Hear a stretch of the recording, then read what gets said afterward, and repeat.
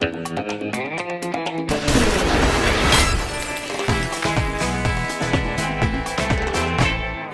and welcome to Feedbackula, the show that listens to what our community members are saying, then tries to make sense of all the differing opinions. On a completely unrelated note, it's also the show that huffs the most glue just to be able to get to sleep at night. Hooray! So, with this being the first episode after E3 and all the glorious stuff that came with it, it comes as no surprise we're focusing on some of the recent goings-on from Los Angeles. Last week, Microsoft held their E3 press conference in which they confirmed the Xbox One's need to check in online once every 24 hours in order to play games. You guys reacted like this. Seriously, how can any gamer support this? MS, you and your Xbox suck. Even Halo 5 isn't worth dealing with all this nonsense! Fail. Microsoft can themselves. They're not getting my money. Good day. And good day to you, sir. Then Sony did their thing and basically trolled Microsoft harder than Edward Keel could ever dream. God rest his weary soul. You guys reacted like this. F*** you, Microsoft! Windows 8 sucks too! Sony, I love you! You make us believe! Deal with it, Ms. LOL. Hell of a press conformance. I genuinely don't know if that's a misspelling or whether you're drolly amalgamating conference and conform, so I'm just going to say yes. Yes, it was. But then, just 9 days after their own press conformance, Microsoft released a statement backtracking on pretty much all the stuff they'd previously said about internet connectivity and rights management. In case you missed it, this is basically what's changed. The Xbox One will not be region-locked. It will only have to connect once to the internet per new game in order to validate it through Microsoft servers. Thereafter, you can play offline all you like. Each game disc is no longer tied to just one console, meaning sharing discs works in the same way as it does now. On the flip side, this now means you have to keep a game disc in your console in order to play it. Also, games can be traded in without complication, basically making it operate in the same way as the 360 does now. So, obviously, this is fairly huge news, which is why most of the comments in the immediate aftermath came from people trying to sound clever by calling it an Xbox 180. There were far too many to mention, so if you made one of those jokes, we'll just congratulate you all at once. Either way, a lot of people were, understandably, pretty happy. They listened! They f***ing listened! Gamers have a voice! Completely changes how I feel about the One. The PS4's lack of launch exclusives made me question my pre-order. Now gonna pick up the One and wait until PS4 has more exclusives since I can still play KH3, Final Fantasy, etc. on the Xbox. We won! Le trolling! Le won! Be careful where you step, because my jaw is down there. Thank God! Now I'll buy one for sure. I bet it was the comments from the Navy that pushed them. This article comes out in the Navy Times, and then MS changes their policies on Xbox One?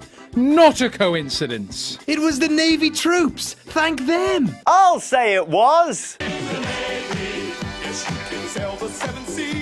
Round up the banner men! Prepare for the feast! They will dance in remembrance of this battle! They will sing songs in our honor! We have won! If you still hating on MS, go f*** yourself. If they have changed the policies and you're still mad again, go f*** yourself. I'm sick of you crying bitches. Since no one will see this, I like to bathe in tomato sauce and pretend I'm a meatball. No, we saw that, dude. That's pretty messed up. But while the Xbone backtrack, which at the admission of Microsoft's premier gesticulating at new console man Don Matrick was influenced by consumer backlash, feedback made many of you happy, there were of course a lot of people who saw it as too little too late. Some even saw it as a mistake altogether. The damage has been done. I am in the you already lost my attention camp. They already lost me as a customer, but I'm glad they're doing this. It's the right thing to do. Yep, I still don't trust them. The fact that they tried to pull all that to begin with makes me suspicious. Plus, once people adopt in large enough numbers, I'll bet they'll roll it all right back. Or try to do it later with their next console or product.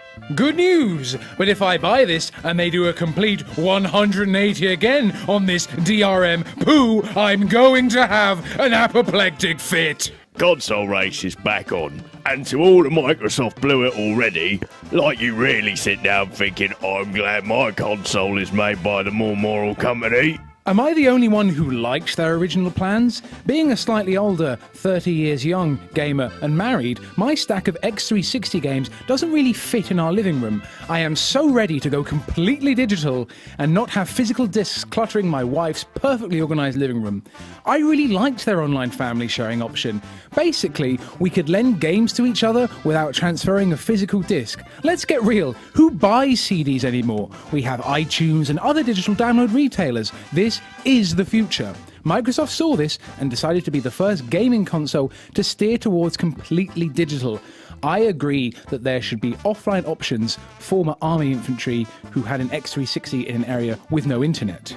Really unhappy with this decision. Was looking forward to the 10-friend online sharing thing. Still getting a PS4. Ms. didn't listen to their customers.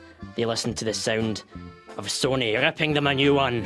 At least they've listened, that's good. No reason to complain anymore, but we have Sony to thank for this. They could have done the same thing, but they stood up for the customers, and Microsoft realised they couldn't maintain their insane control attitude. What's next? They'll cut the price with $100? I can't help but smirk a bit. You can literally see them swallowing their pride and go, damn it, Sony, damn you. Thanks a lot, M-Dollar. Now I don't know which console to pre-order, having already pre-ordered PS4. Underclocking GPU is still a niggling issue. That's not a real problem, you jumped up brat. But while some people are getting their knickers in a twist because they don't know which one to pre-order first, it's interesting to see some people dissatisfied with the move away from the original plan.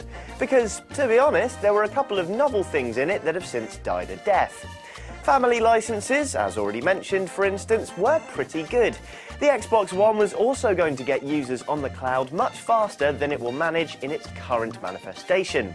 I'm not saying Microsoft shouldn't have made changes in order to satisfy users. To be honest, the E3 press has put me off buying an Xbox One, and I doubt I will pick one up. Part of me can't help but feel, however, that we might have shut the door on some really good stuff, along with some highly undesirable features. Also, Kinect is still a thing. Time will tell, I suppose. Until then, it's that time in the show where we cast aside reason and take a look at the completely bonkers comments. Conspiracy theorists, fanboys, and all-around hateful individuals, your time is now. Still sucks. Nice how they copy Sony. Backpedaling? Well, M-Dollar, if you're gonna backpedal, the first thing to do is get rid of Kinect requirement. What happened to buying an X360 if you don't fit their idea of gaming? Lol, after all this big talk. It's all a PR stunt. It was all part of M-Dollar plan. Hate can turn to love very quickly. By listening to customer feedback, I guess you mean not reaching your projected console pre-order numbers. Lol. Still gives the directors an untrustworthy vibe. Not to mention it makes them look like even bigger $8 holes. Fuck you, Microsoft! When the Civil War starts, you will be the first to get it! Think you mean when the revolution comes there, buddy? They saw the size of the shitstorm and finally bought a fucking umbrella. Now take away online check-in when you start the console, take away Kinect and $100 from the console, and you may compete with the superior hardware in the PS4. Since we got one fanboy war over with, what are we gonna fight about now? Battlefield versus Call of Duty? Yeah, that's all we have to fight about! Battlefield for the win! Fuck yeah! You will win next gen! Okay then, almost it from me, just time to give out the award for most fanboyish comment of the week. Just pathetic. If you say you're gonna do something, do it. Brilliant. You know, I really think people could learn a thing or two from this guy. When a company you hate makes a change in an attempt to please its would-be user base, do you concede they've made a good decision for once? Hell no! Question their integrity. If you say you're going to do something, do it. Wonderful. I'm going to end this episode now. Told you!